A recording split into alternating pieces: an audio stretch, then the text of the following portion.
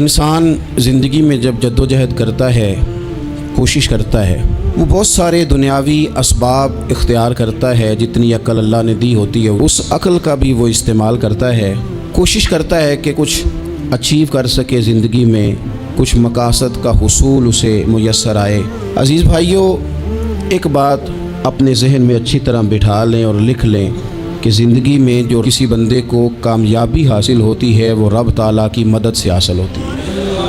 اگر رب تعالیٰ مددگار ہو تو پھر کوئی چیز بھی رستے میں رکاوٹ نہیں بنتی، اور اگر مالک کریم کو منظور نہ ہو تو انسان بہترین سیاستدان ہو، اچھا ایڈمنسٹریٹر ہو، اس کا ذہن بڑی وسعت رکھتا ہو، بڑی اچھی پلاننگ کرنا جانتا ہو، سارا کچھ ہو تو بندہ ناکام ہو جاتا ہے۔ مسلمانوں کو جتنی کامیابیاں ملیں ان کا پس منظر صرف اتنا تھا کہ اللہ تبارک و تعالیٰ نے اپنے بندوں کی مدد فرمائی، اور رب تعالیٰ نے قرآن مجید میں اس حقیقت کا بیان کیا، فرمایا بل اللہ مولاکم، فرمایا بلکہ اللہ تمہارا مولا ہے، وَهُوَ خَيْرُ النَّاصِرِينَ، اور وہ بہترین مددگار ہے۔ وہ جو رب تمہارا مولا ہے وہ بہترین مددگار ہے، اور اگر وہ مدد کرے تمہاری، سورہ آل عمران میں آگے جا کے ارشاد فرمایا اگر اللہ مدد کرے تو پھر تم پر کوئی غالب نہیں آ سکتا، اور اگر وہ تمہاری مدد چھوڑ دے تو پھر کوئی تمہاری مدد کر سکتا، کوئی مدد نہیں کر سکتا۔ بدر کی جنگ بھی اور فتح مکہ بھی رمضان المبارک میں ہوا ہے۔ میں دونوں پر غور کر رہا تھا تو ایک نیا مضمون میرے ذہن میں آنے لگا۔ بدر کی جو جنگ ہے اس میں بھی ایک عجیب انقلاب آیا ہے کہ 313 نے 1000 سے مقابلہ کیا، اور جن 1000 سے مقابلہ کیا وہ اسلحے سے لیس تھے، اور یہ جو 313 ہیں ان کے پاس 6 زرہیں، 8 تلواریں، چند گھوڑے، لیکن اللہ نے کامیابی دی تو خود رب نے بیان کیا کس طرح دی، فرمایا وَلَقَدْ نَصَرَكُمُ اللَّهُ بِبَدْرٍ وَأَنْتُمْ أَذِلَّةٌ، وہ کامیابی اس طرح ملی ہے کہ رب نے تمہاری مدد کی تھی، تم تو کمزور تھے، اللہ نے بدر میں تمہاری مدد کی، تم جیت گئے۔ وَلَقَدْ نَصَرَكُمُ اللَّهُ بِبَدْرٍ وَأَنْتُمْ أَذِلَّةٌ، اللہ نے بدر میں تمہاری مدد کی، تم تو کمزور تھے۔ پھر فتح مکہ نصیب ہوئی تو اس میں بھی بہترین منصوبہ بندی نبی پاک علیہ السلام نے فرمائی، بہترین حکمت عملی حضور نے اپنائی، لیکن ہمیں جو اللہ رسول نے بات سمجھائی وہ کیا ہے؟ اذا جاء نصر اللہ والفتح، فرمایا جب اللہ کی مدد آئی اور فتح نصیب ہو گئی۔ یہ اللہ نے مدد فرمائی تمہاری، یہاں بھی فتح مکہ بھی اللہ کی مدد سے، جنگ بدر بھی اللہ کی مدد سے۔ وہ جو مدد ہے اللہ تعالیٰ کی، جب وہ ہم یہ کرتے ہیں کہ ہم اپنی ساری زندگی سیاست کی نظر کر دیں، ہماری سیاست صرف ملک میں نہیں ہوتی، ہماری سیاست خاندان میں بھی ہوتی ہے، ہم گھر کے اندر بھی سیاست کرتے ہیں، ہم کسی خاص طریقے سے لوگوں کو اپنے پیچھے چلانا چاہتے ہیں، ہم میں خاص اسلوب اختیار کرتے ہیں کہ لوگ ہمارے پیچھے چلیں۔ اس کا نقصان ہمیں یہ ہوتا ہے کہ سیاست جو ہوتی ہے یہ شطرنج کے ہیر پھیر کی طرح ہوتی ہے، تو اس کے راز بڑی جلدی کھلنے لگ جاتے ہیں، پتہ چل جاتا ہے کہ بندہ مخلص نہیں تھا، سیاست کر رہا تھا، طریقے سلیقے سے اس نے جوڑ کے رکھا ہوا تھا۔ ہم ہر جگہ سیاست کے بل بوتے پر چیزوں کو لے کے چلنا چاہتے ہیں، سیاستیں ناکام ہو جاتی ہیں، سیانے لوگ فیل ہو جاتے ہیں، بچتا صرف وہی ہے جس کے پیچھے رب تعالیٰ کی مدد شامل حال ہوتی ہے۔ اپنی زندگی کے اندر ہم جو کچھ بھی کر رہے ہیں، جس شعبے سے بھی ہمارا تعلق ہے، آج ہم نے اس بات پہ غور کرنا ہے کہ پہلے تو یہ غور کر لیں کہ جو کام ہم کر رہے ہیں کیا وہ کام ایسا ہے کہ اس میں اللہ کی مدد ہمیں ملے گی؟ اگر آپ کوئی معاذ اللہ ناجائز کام کر رہے ہیں، فعل حرام کا ارتکاب کر رہے ہیں تو اس میں تو مدد الہی آئے گی نہیں۔ پہلے تو یہ دیکھیں جو کر رہے ہیں وہ کام مدد الہی والا ہے، اور اگر اللہ تعالیٰ کی مدد والا وہ کام ہے پھر اس پر غور کریں کہ کیا ہم نے مالک سے مدد کا سوال کیا ہے، ہمیں مدد میسر آ رہی ہے۔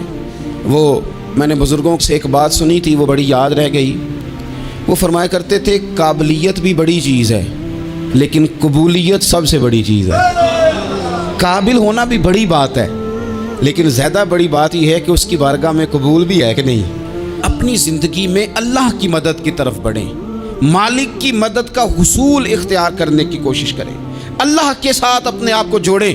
اگر اللہ کی مدد نصیب ہو، یہ جو ہم جتنا ڈرتے رہتے ہیں، سہمے رہتے ہیں، پریشان رہتے ہیں کوئی کیا کر دے گا، ہمارے ہاں نا ہر شعبے میں معاذ اللہ ایک مافیا ہے، الا ماشاء اللہ۔ وہ مافیا کہتا ہے میرے ساتھ ملو گے تو میں چلنے دوں گا، ورنہ میں نہیں چلنے دوں گا، مارکیٹ میں آ ہی نہیں سکتا فلانا بندہ، چونکہ یہاں ہمارا قبضہ ہے۔ اور میرے بھائی پھر بہت سارے لوگ جن کی نیتیں اور ارادے بڑے اچھے ہوتے ہیں شروع میں، وہ بھی اس مافیا کا شکار ہو جاتے ہیں اور ان کے رنگ میں رنگ جاتے ہیں۔ یاد رکھنا، کسی شخص کی بلیک میلنگ کا کبھی شکار نہ ہونا، کبھی کسی کی میٹھی اور مسجع مکفہ باتوں کا شکار نہ ہونا۔ کوئی کیا کر سکتا ہے اگر اللہ مددگار ہو تو؟ جس کو رب کریم اٹھانا چاہے اسے کوئی گرا سکتا ہے؟ ہم یہ ڈرے ڈرے سہمے پریشان فیصلہ کرنے کی طاقت نہیں، مجھے چلنا چاہیے کہ نہیں، اٹھنا چاہیے کہ نہیں، کرنا چاہیے، اٹھ باندھ کمر کیوں ڈرتا ہے؟ پھر دیکھو خدا کیا کرتا ہے۔ حضرت عبداللہ ابن عباس فرماتے ہیں میرے نبی پاک علیہ السلام نے میری تربیت فرمائی، حضور نے میری تربیت فرمائی، اور محبوب پاک علیہ السلام نے فرمایا عبداللہ یاد رکھنا، یہ نوجوان دوست میری بات لکھ لیں، پریشان لوگ میری بات لکھ لیں، جن کے پاس قوت فیصلہ نہیں وہ اس بات کو لکھ لیں۔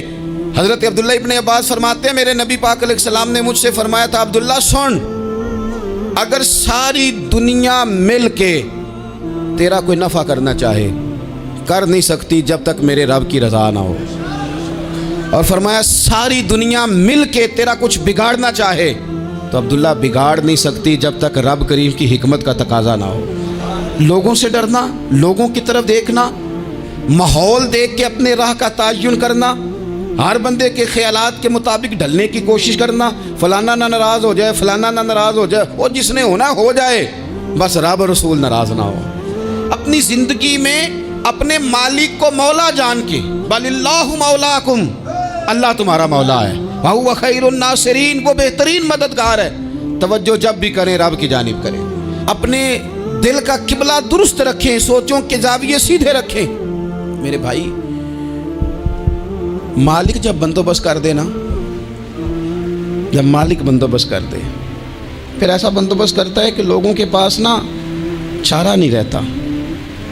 حضرت مریم رضی اللہ تعالی عنہا پاک باز تھیں، مسجد میں رہی تھیں، پر مالک کی حکمت کے تقاضے بڑے عجیب ہے نا۔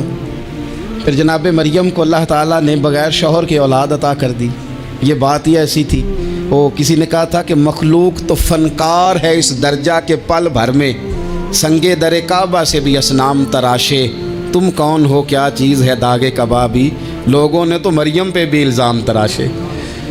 تو لوگوں نے کہا کدھر سے لے آئی بچہ، تیرا باپ تو ایسا نہیں تھا، کہاں سے لے آئی؟ اللہ کرے میں آپ کو سمجھا سکوں، ذرا اپنے آپ کو وہاں کھڑا کریں کہ ایک پاک باز عورت، پاک باپ کی بیٹی، طیب ماں کی بیٹی، اور اللہ کے گھر میں پرورش پانے والی خاتون، ایک وہ وقت اور ایک یہ وقت کہ اس عورت کو کٹہرے میں کھڑا کر کے پوچھا جا رہا ہے کہ معاذ اللہ تیری گود میں بچہ جائز نہیں ہے، کہاں سے لائی ہے؟ اب خود سے صفائیاں بندہ کتنی کو دے، کتنی کو وضاحتیں کرے۔ اور میں نے تو اپنی زندگی میں دیکھا ہے زیادہ وضاحت دینے والے کو بھی لوگ جھوٹا سمجھنے لگ جاتے ہیں، زیادہ وضاحت دینے پر بھی لوگ کمزوری کا اظہار سمجھتے ہیں کہ کمزور پڑ گیا۔ آپ صلح کی کوشش کرتے ہیں، سامنے والا بزدل سمجھ لیتا ہے، زیادہ وضاحتیں بھی کمزور کر دیتی ہیں۔ اب حضرت مریم کو کٹہرے میں کھڑا کر کے کہا بچہ کس کا ہے؟ تو پھر خدا بندوبست جب کرے، اللہ جب مددگار ہو، تو پھر حضرت مریم کی گواہی درختوں سے نہیں دلوائی، اس نے پتوں سے نہیں دلوائی، پھر فرشتے نہیں بھیجے۔ حضرت مریم کہنے لگی مجھ سے نہ پوچھو، وہ جو پنگوڑے میں ہے اسی سے پوچھ لو، ان سے پوچھو نا، وہ کون ہے پوچھ لو، ان سے کر لو سوال۔ انہوں نے کہا پنگوڑے میں چند دنوں کا بچہ، یہ جواب دے گا؟ مددگار تھا رب، ان کی برات کا اعلان کرنا تھا مالک نے، اور جب مالک اعلان کر دے، جب مالک تیری صفائی دینا چاہے، جب مالک تجھے دنیا کے سامنے نکھارنا چاہے، تو پنگوڑے میں لیٹے حضرت عیسیٰ بول کے کہنے لگے انی عبداللہ آتانی الکتاب، فرمایا میں اللہ کا بندہ ہوں، رب نے مجھے کتاب عطا کر کے نبی بنا کے دنیا میں بھیجا ہے، میں اللہ کا بندہ ہوں، کتاب لے کے آیا ہوں، نبی بن کے آیا ہوں۔ پھر پنگوڑے سے اعلان ہو گیا، پھر بچہ بول پڑا۔ اور یہ ایک دفعہ نہیں بات ہوئی، یہ بنی اسرائیل میں ایک جریج نام کے شخص بھی تھے جو نماز پڑھ رہے تھے، بعض نے لکھا ہے نفل نماز تھی، اماں نے پکارا تو آئے نہیں، تو ماں کے منہ سے نکل گیا تو اتنی دیر تک مرے گا نہیں جب تک کسی بے حیا عورت کا منہ نہ دیکھ لے۔ تو وہ عبادت گزار تھے، لیکن لوگوں نے ان کی عبادت، ریاضت، پرہیزگاری کو نہیں دیکھا، بس ایک عورت کو بھیج کے الزام لگوا دیا۔ وہ عورت آیا جایا کرتی تھی، اب آ جاتی ہیں عورتیں، مسئلہ پوچھنے کی نیت سے بھی آ جاتی ہیں، ماحول میں کچھ جگہ ایسی بھی ہیں جہاں عورتیں دم کرانے کے بہانے آ جاتی ہیں۔ وہ خاتون آتی جاتی تھی اس خانقاہ پہ، آستانے پہ، یہ بخاری میں موجود ہے، پھر اس نے کہا میری گود میں جو بچہ ہے یہ انہی کا ہے۔ مجھے بتائیں کیسے بندہ وضاحت دے؟ حالات خراب ہو گئے، لوگ کٹیا جلانے لگے، ماحول اور طرح کا بن گیا۔ میرے نبی پاک علیہ الصلوۃ والسلام فرماتے ہیں پھر اس رب کے بندے نے کہا مالک تو کریم ہے، تیری مشیت کا تقاضا آیا جو میری ماں نے جملے بولے تھے، پر اب میں وضاحت دینے کے قابل نہیں رہا، اب تو ہی کرم کرے گا تو دروازہ کھلے گا۔ تو وہ چند دنوں کا بچہ پنگوڑے میں بول کے کہنے لگا میں اس درویش کا نہیں، میں تو فلانے چرواہے کا بچہ ہوں، وہ جو بکریاں چراتا ہے۔ رب کی مدد کو پکاریں، اپنے ساتھ اپنے مالک کی مدد کو شامل کریں، تھوڑے رزق پر بھی گزارا اچھا ہونے لگ جائے گا۔ سارے لوگ آپ کو گرانے کی تدبیریں کر رہے ہوں گے اور مالک آپ کو عزتیں عطا فرما دے گا، اس کی بارگاہ سے حکمت کا تقاضا اور ہو جائے گا۔ ہم نے ساری زندگی لوگوں کو راضی کرنے میں گزار دی، ساری زندگی بڑھاپا آ گیا بچوں کو پالتے، اور بچوں نے آخری عمر میں کہہ دیا ابا اگر کوئی ڈھب کا کام کر لیتے تو آج ہمارے دن بھی پھر نہ جاتے۔ ساری زندگی گزار دی بہن بھائیوں کو راضی کرنے میں، ساری زندگی گزار دی ذمہ داریاں اٹھانے میں، ان کو 99 دفعہ دیا، ایک دفعہ نہیں دیا تو انہوں نے کہہ دیا تو نے تو کبھی دیا ہی نہیں، تو تھا ہی نہیں۔ ساری زندگی محلے داروں علاقے والوں کو راضی کرنے میں گزار دی، اور میں نے ایسے لوگ بھی دیکھے دین کے لیے وقت گزارا، لیکن جب بڑھاپے میں دانت کام نہ کرتے تھے تو وقت کے مفتیوں کو بھی مسجدوں کی کمیٹیوں نے کہہ دیا اب آپ کی سمجھ نہیں آتی، ہم نے خطیب کو یور رکھنا ہے، نہ دیکھو دنیا کی طرف، دنیا رلا دیتی ہے، نہ راضی کرو بندوں کو، بندے تھکا دیتے ہیں، نہ پیچھے بھاگو ہر وقت دنیا داروں کے، یہ انسان کو کمزور کر دیتے ہیں۔ وہ تو کریم ہی بڑا ہے، 2 آنسو زمین پر بعد میں گرتے ہیں، بندے کے گناہ سارے پہلے معاف فرما دیتا ہے۔ اللہ کی مدد کا حصول، اپنے مالک کی مدد کی طرف بڑھنا، آپ کو بدر کی جنگ بھی یہی درس دے گی، آپ کو احد کا میدان بھی یہی سبق دے گا، فتح مکہ بھی یہی سبق دے گا۔ میرے دوستو جب رب مدد فرمائے، جب اللہ مددگار بنے، دوستوں سے ایک بات اکثر کرتا ہوں، میں کہتا ہوں کہ جتنے درد سے آپ امیر کو اپنی کہانی سناتے ہیں نا، اور جس طرح آپ کے آنسو بات کرنے سے پہلے گر جاتے ہیں کہ غریب ہیں، بچیاں ہیں، کاروبار نہیں، او میرے سنگیو، اس سے آدھے آنسو اپنے رب کی بارگاہ میں بکھیرو، اس کے حضور عرض گزار ہو جاؤ، اس سے طلب کرو۔ ایک وقت انسان پر زندگی میں ایسا آتا ہے کہ اسے یوں محسوس ہوتا ہے کہ میرا سایہ بھی ذرا سا پیچھے ہٹ گیا ہے، اسے یوں لگتا ہے کہ میں کسی سہارے پہ ہاتھ ڈالتا ہوں تو وہ بھاگ جاتا ہے مجھ سے، لیکن مالک کی بارگاہ ایسی عظیم بارگاہ ہے، رب رسول کے آستانے اتنے بڑے ہیں کہ آپ جب وہاں کشکول طلب دراز کرتے ہیں تو جھولی پھیلانے میں دیر لگتی ہے، ان کو بھرنے میں تو کوئی دیر نہیں لگتی۔ ہم نے اپنا سوچ کا قبلہ ہی دنیا کو بنا لیا ہے۔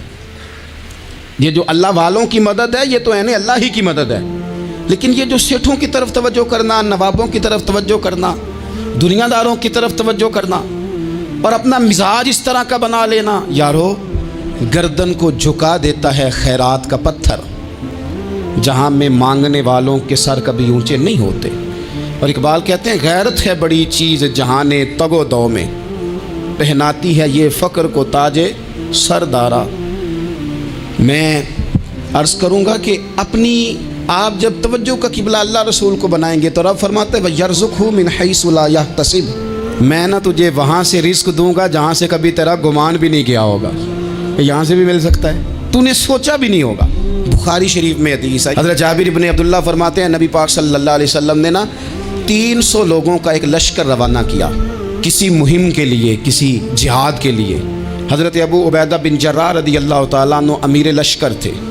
فرماتے ہیں غربت اتنی زیادہ تھی، بھوک اتنی زیادہ تھی کہ ایک ایک کھجور دن میں ایک وقت کھانے کو ملتی تھی، اور کچھ دن ایسے آئے کہ اب کھجور بھی نہیں مل رہی۔ فرماتے ہیں اتنی زیادہ بھوک لگی مجاہدین کو 300 بندہ پتے کھا کے گزارا ہونے لگے، یہ بخاری میں موجود ہے۔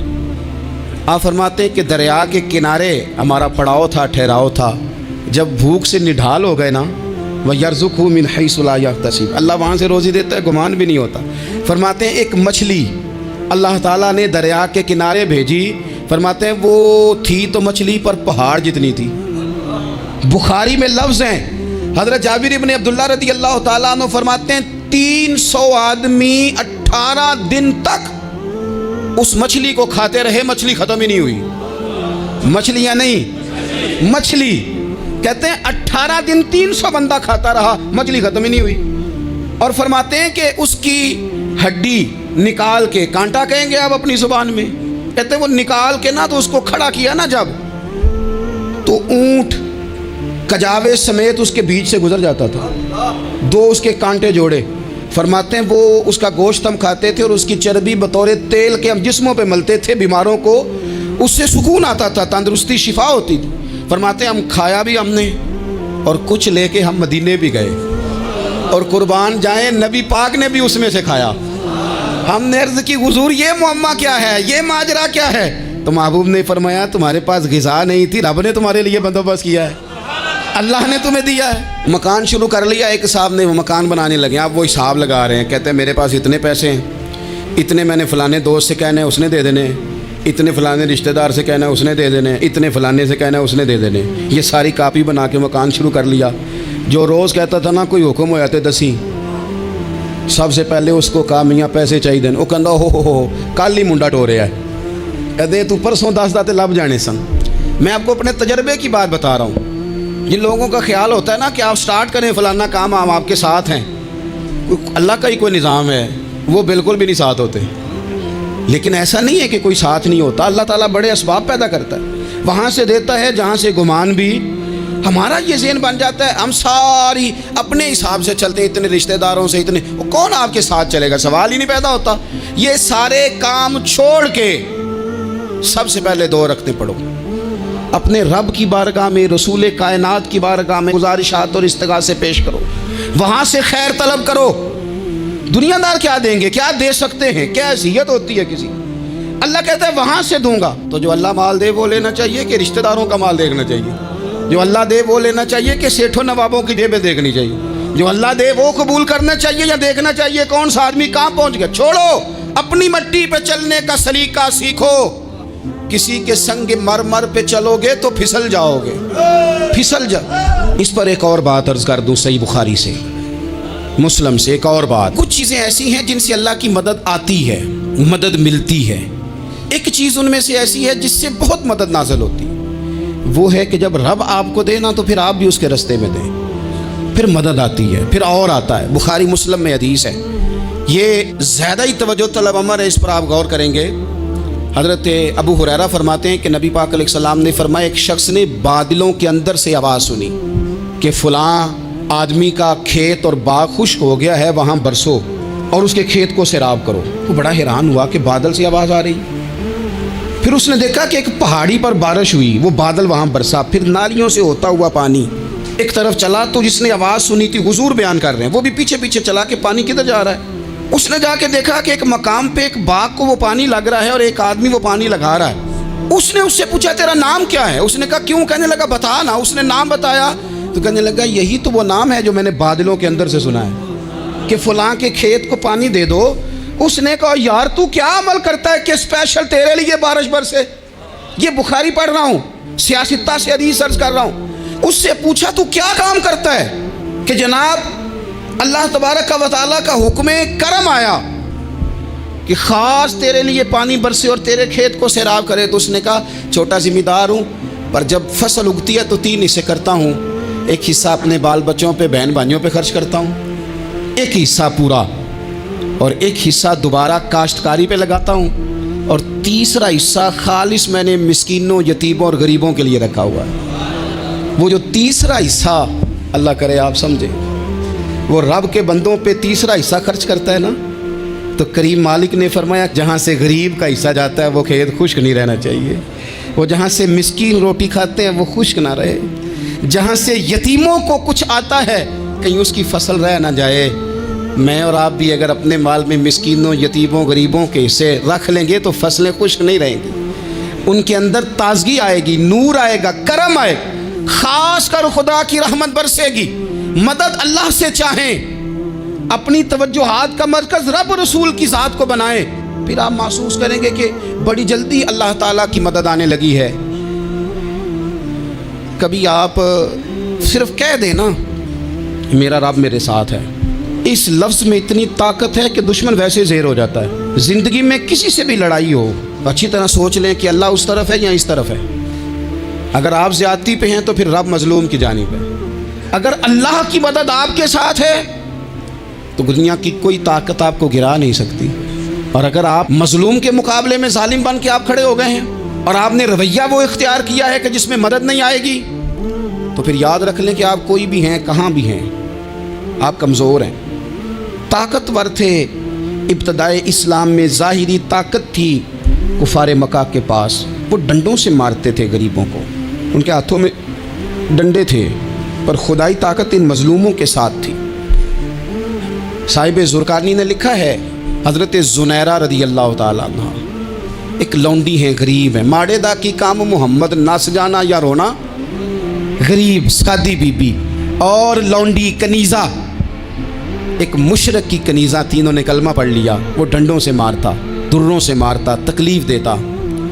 حضرت زنیرہ رضی اللہ تعالیٰ عنہ کو اتنا مارا، اتنا مارا۔ اب آپ ایک اور پہلو پر بھی غور کریں، مار بھی پڑ رہی ہے پر خدا ادھر ہی ہے، اللہ کی مدد ادھر ہی ہے۔ رب کہتا ہے کہ پہلے تو صبر کرنا، ان اللہ مع الصابرین، تو صبر کرے گا تو پھر رب کی معیت ملے گی، ذرا ٹھہرنا، تو تھوڑا ڈانٹنا۔ ان الذین قالوا ربنا اللہ ثم استقاموا تتنزل علیہم الملائکہ، تو کہے اللہ میرا رب ہے، پھر تو پہلے ڈٹ، پہلے تو نے ڈٹنا ہے۔ ثم استقاموا، جو ڈٹ گیا، تتنزل علیہم الملائکہ، ڈٹنے والے کے لیے مدد آتی، پہلے تھوڑا ٹھہرنا پڑتا ہے، پہلے تھوڑا صبر کرنا پڑتا ہے، حوصلہ کرنا پڑتا ہے، اس کے بعد مدد آتی۔ مار پڑ رہی ہے، مارا جا رہا ہے حضرت زنیرہ کو، ان کا مالک جو ہے ظاہری آقا وہ مار رہا ہے، یہ کنیزہ ہے، اتنا مارا، اتنا مارا، ان کی بینائی چلی گئی، نظر آنا بند ہو گیا۔ ابو جہل آیا اور کہنے لگا زنیرہ دیکھا نا ہمارے بت تیری آنکھیں لے گئے، معاذ اللہ، لات و منات ہمارے بتوں نے تجھے اندھا کر دیا۔ اب ایسا نہیں ہے کہ بی بی روتی جا رہی ہے، روتی جا رہی ہے، مایوسی مایوسی، معاذ اللہ، پریشانی، غریبی بڑی ہے، پوچھنے والا کوئی نہیں، یہ باتیں نہیں۔ کیا جملے ہیں خاتون کے، کیا لفظ ہیں۔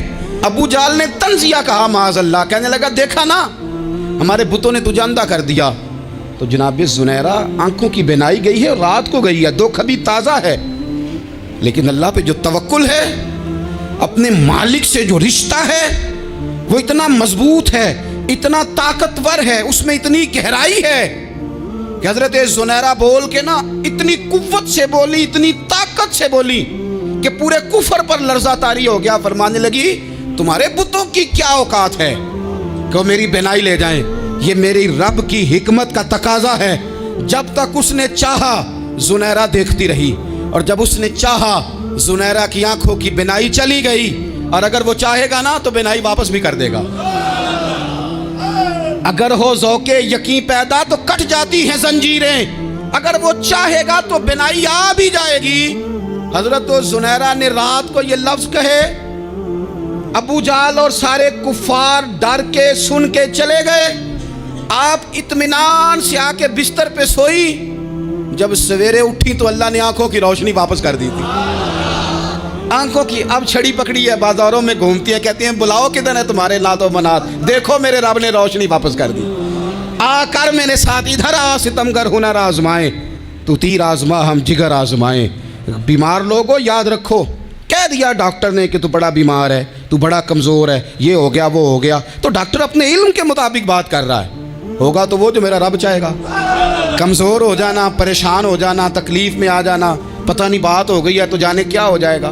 اپنی زندگی کے اندر اپنے رب سے رشتہ مضبوط کریں، رسول کائنات سے رشتہ مضبوط کریں، اللہ والوں سے رشتہ مضبوط کریں۔ حضرت زنیرہ نے پیغام دیا کہ زندگی میں جو جینا چاہتے ہیں تو وہ رب کا نام لے کے جی سکتے ہیں، جو اپنی زندگی میں خوشیاں دیکھنا چاہتے ہیں تو رسول اللہ کے نام پر خوشیاں دیکھی جا سکتی ہیں۔ توکل کی بنیاد پر بندہ خوشیاں لے سکتا ہے، اور اگر انسان میں توکل نہیں ہے تو پھر وہ اس کالے جادو سے بھی ڈر رہا ہے، وہ نیلے سے بھی ڈر رہا ہے، وہ پیلے سے بھی ڈر رہا ہے، وہ فلانے سے بھی ڈر رہا ہے، وہ میرے خلاف فلانا رشتہ دار سازش کر رہا ہے تو ڈر رہا ہے، فلانا میرے بارے میں یہ کر رہا ہے تو ڈر رہا ہے، وہ پتہ نہیں دنیا ادھر ہو جائے گی تو کیا ہو جائے گا، اٹھ باندھ کمر کیوں ڈرتا ہے، پھر دیکھ خدا کیا کرتا ہے۔ تو اس ساری گفتگو کا نچوڑ آپ کو یہ عرض کیا ہے سب سے پہلے تو یہ کہ میدانوں میں مدد بھی اللہ کی، رزق میں مدد بھی اللہ کی، فصلیں خشک ہوں تو مدد پھر بھی اللہ کرے تو پھر ساری مدد، اور اگر انسان بیمار ہو تو پھر بھی مدد اللہ کی۔ تو اپنے اللہ کی جانب توجہ کو بڑھائیں، آپ اللہ سے مدد کے سوالی بنیں۔ ترمذی کی ایک حدیث ہے، میں آپ کو زندگی کا تجربہ بتاتا ہوں کہ جب میں بڑا پریشان ہوتا ہوں تو یہ والی روایت کھول لیتا ہوں، مزہ دیتی ہے۔ میرے نبی پاک علیہ السلام نے فرمایا اپنے دکھ سیٹھوں نوابوں کو نہ کہنا، مالداروں کا نہ کہنا، ورنہ اللہ تمہیں کبھی غنی نہیں کرے گا۔ فرمایا اپنے دکھ اپنے رب کی بارگاہ میں عرض کرنا، جلدی کرے یا دیر سے کرے اللہ تمہیں لوگوں سے بے نیاز کر دے گا، اللہ تمہیں غنی کر دے گا۔ رات کو بیٹھو نا اس کی بارگاہ، اسے دکھڑے سناؤ، چھوٹی چھوٹی باتیں۔ حضور نے فرمایا نمک بھی مانگو تو رب سے مانگو، چھوٹی چھوٹی بات سے شروع کرو نا۔ جب بندہ شروع کرتا ہے نا چھوٹی چھوٹی چیزیں تو بڑی ساری چیزیں یہ اس طرح ہوتا ہے جیسے بندہ رب سے گفتگو کر رہا ہے، مالک مجھے یہ چاہیے، مالک میں یہاں کمزور ہوں، اللہ میں یہاں پریشان ہوں۔ آپ یہ کر کے تو دیکھیں، لمبی لمبی دعائیں مانگ کے تو دیکھیں، اس کے حضور جڑ کے تو دیکھیں، آپ دیکھیں گے راحت کتنی ہے، سکون کتنا ہے۔